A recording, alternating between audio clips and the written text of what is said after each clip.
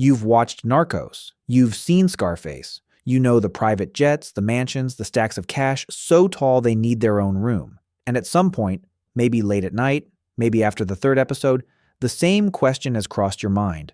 How does this actually work as a business? Not the violence, not the politics, the actual mechanics.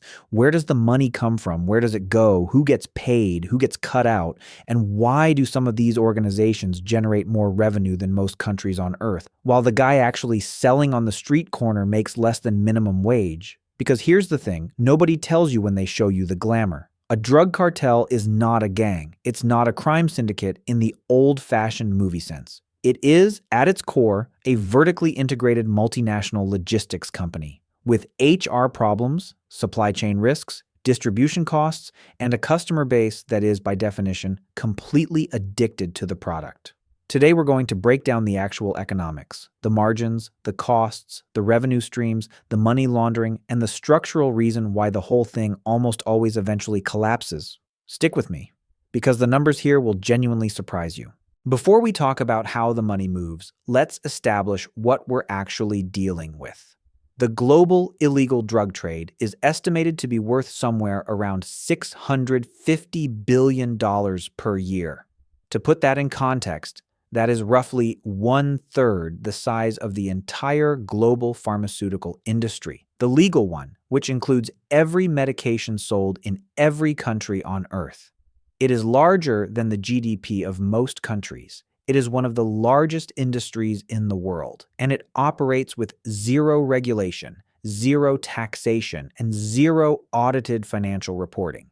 The United States is, by a significant margin, the world's largest single market for illegal drugs. Mexican cartels alone generate estimated annual revenues of between $35 billion and $45 billion, and that's just from drug trafficking. That figure doesn't include extortion, human trafficking, kidnapping for ransom, oil theft, or the various legitimate businesses that serve as fronts for laundering the rest. At its absolute peak in the mid-1980s, Pablo Escobar's Medellín Cartel was generating an estimated $420 million per week. That is not a typo, $420 million.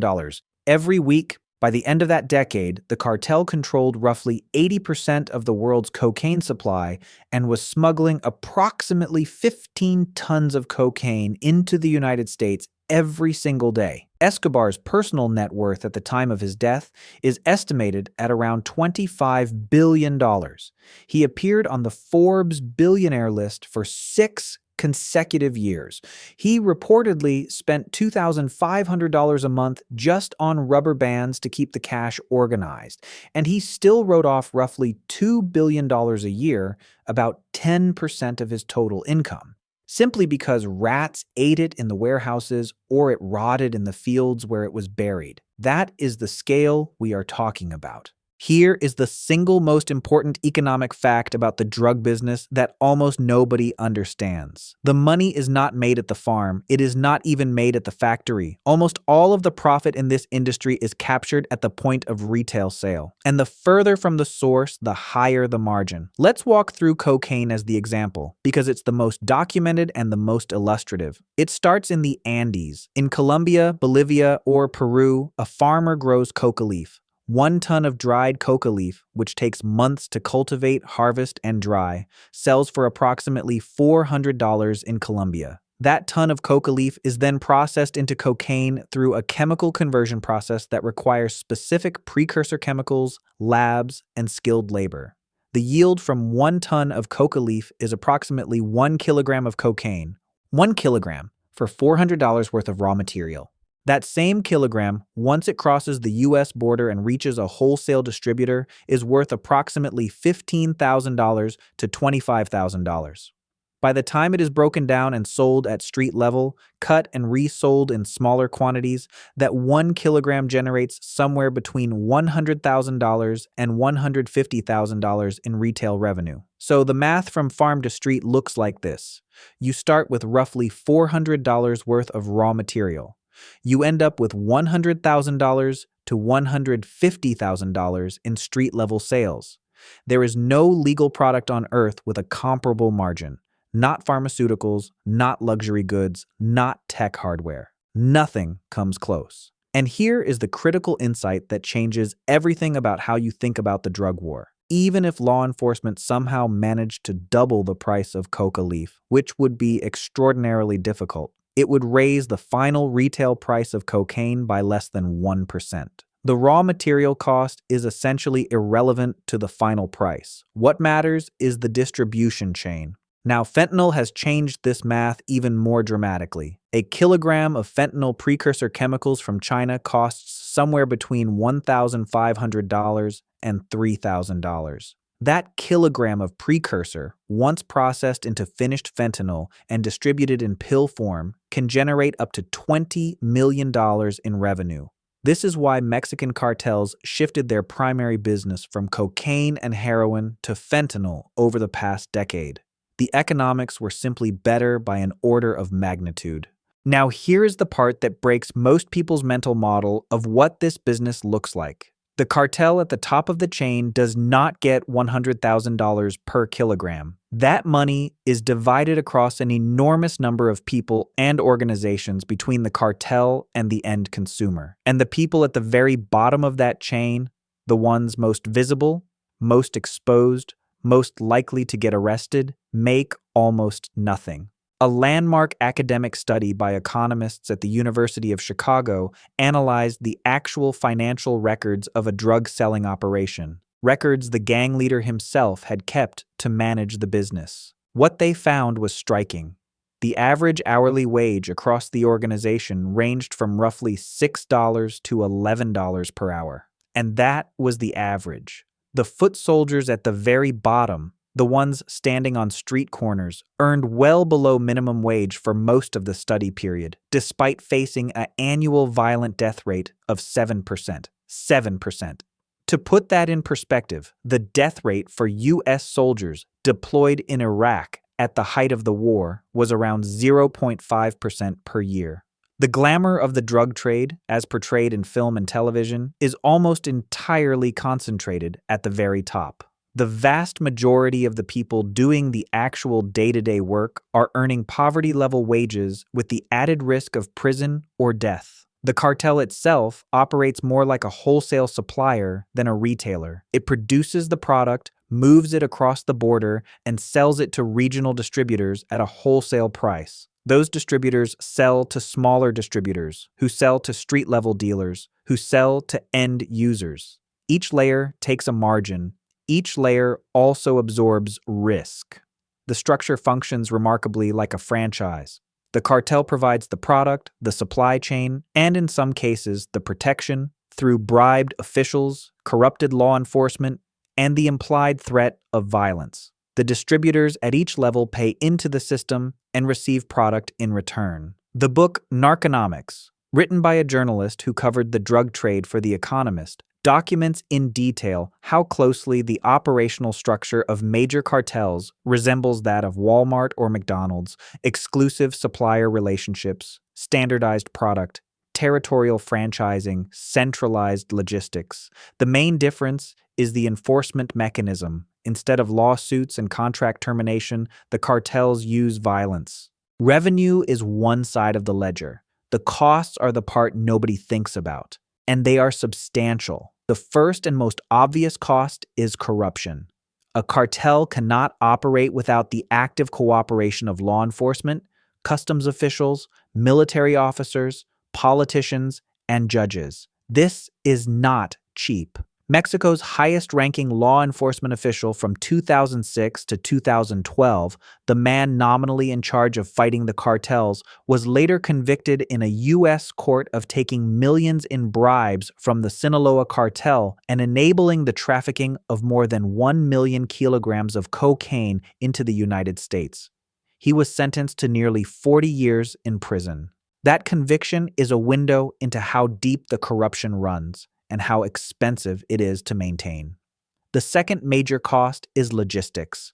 Moving tons of product across international borders is not simple or cheap. Tunnel construction. The Sinaloa Cartel has built dozens of sophisticated tunnels under the U.S.-Mexico border. some of them with rail systems, ventilation, and lighting. Costs millions of dollars per tunnel.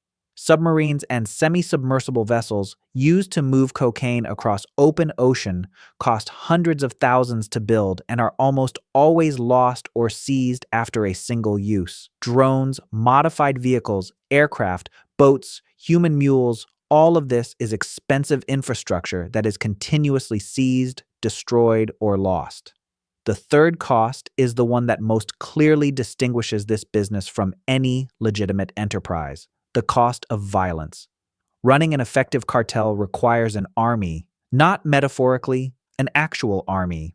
A peer-reviewed study published in Science estimated that approximately 175,000 people actively work for Mexico's cartels, making them collectively the fifth largest employer in the country, behind only major corporations like Walmart Mexico and America Movil. Paying, equipping, and managing that workforce costs enormous amounts of money. And unlike a normal business, when these employees are lost to arrest, death, or defection, they need to be replaced constantly. The same study found that cartels hire more than 350 new people every single week just to maintain their numbers. The fourth cost is the one that determines whether any of this money can actually be spent: money laundering. Here is the fundamental problem with making $420 million a week in cash. You cannot spend it.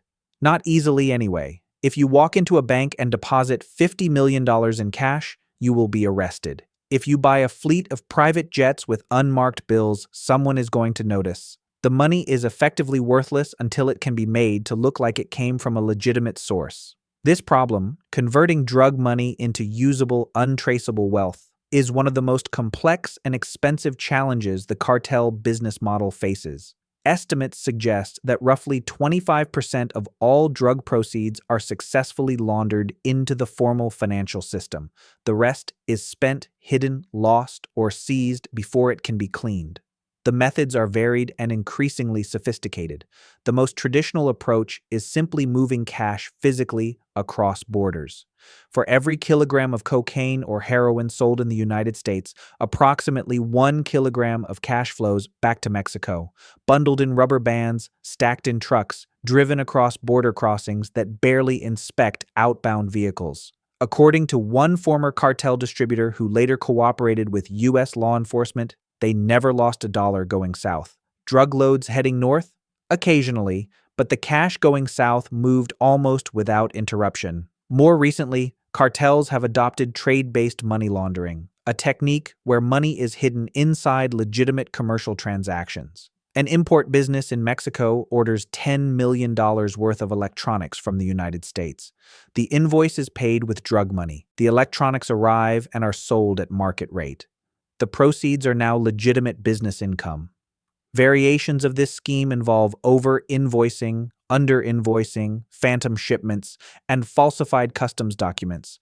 The newest layer is cryptocurrency. Sinaloa Cartel and other organizations now work with Chinese money laundering networks that accept cash in the United States, convert it to cryptocurrency, and transfer it internationally, ultimately delivering cleaned funds to cartel leadership in Mexico while simultaneously funding the purchase of precursor chemicals from Chinese suppliers. TD Bank was fined $3 billion in 2024, a record penalty in U.S. banking history, for facilitating drug cartel money laundering. Over 6 years, more than 90% of the bank's transactions went unmonitored, enabling 3 separate money laundering networks to transfer more than $670 million through TD Bank accounts. Here is something that has changed dramatically about the cartel business model over the past 2 decades. Drugs are no longer the only product. The modern cartel looks less like a drug trafficking organization and more like a diversified criminal conglomerate. Extortion is a massive revenue source. Businesses, farmers, truck drivers, and even avocado growers in Mexico's Michoacan region pay regular tribute to cartel-controlled territories or face violence. Human trafficking has become, for some organizations, a larger revenue source than drug trafficking. Oil theft from Mexico's state oil company Pemex generates hundreds of millions of dollars per year. Kidnapping for ransom, illegal mining, timber extraction in controlled territories. The Jalisco New Generation Cartel, CJNG, has expanded its operations to over 40 countries according to the DEA. It is involved in fentanyl production, cocaine distribution, methamphetamine trafficking, human smuggling, extortion, and money laundering through Chinese financial networks. It is not a drug cartel in the traditional sense. It is a multinational criminal enterprise that happens to traffic drugs as one of its core businesses. This diversification is not an accident. It is the natural evolution of any business that reaches sufficient scale and faces sufficient pressure on its primary product. When the U.S. government cracked down on cocaine in the 1970s and 80s, the Colombian cartels were devastated, but Mexican organizations stepped into the gap. When law enforcement became more effective at disrupting heroin, the market shifted to fentanyl, which is cheaper to produce, easier to conceal, and exponentially more profitable per kilogram. The product changes. The business model adapts. The revenue keeps flowing. So if the economics are this good, margins in the thousands of %, a customer base that is by definition dependent on the product, revenue that rivals Fortune 500 companies, why do drug lords end up in prison or dead? The answer is not law enforcement, at least not primarily.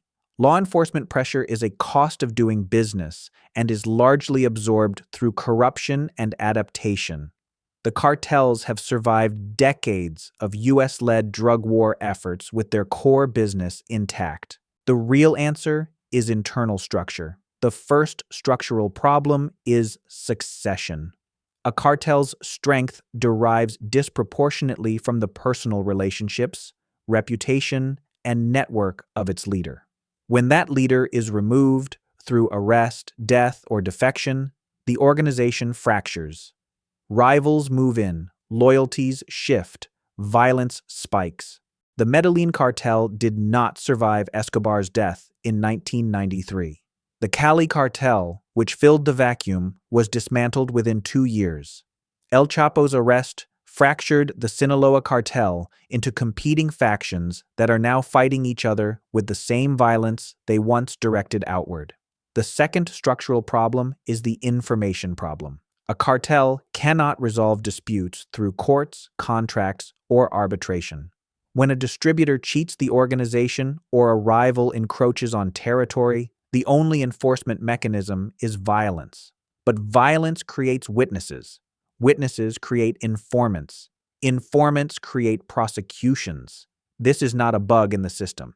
It is a structural feature that makes long-term survival nearly impossible at the top. The third structural problem is the cash problem. Having more money than you can spend or launder is genuinely destabilizing. Escobar stored cash in warehouses and fields and wrote off $2 billion per year to rats and weather damage. El Chapo's son was ordered to forfeit over $6 billion in drug trafficking proceeds upon his conviction. Every dollar that cannot be laundered earns zero return, creates evidence, and represents a liability. The honest assessment is that the cartel business model produces extraordinary revenue for a small number of people at the top, for a limited period of time. The average operational lifespan of a cartel leader is measured in years, not decades. Pablo Escobar ran the Medellín Cartel for roughly 15 years before his death at 44. El Chapo ran the Sinaloa Cartel for approximately 20 years before his final arrest, and spent significant portions of that time in prison or on the run. So what does the economics of running a drug cartel actually look like?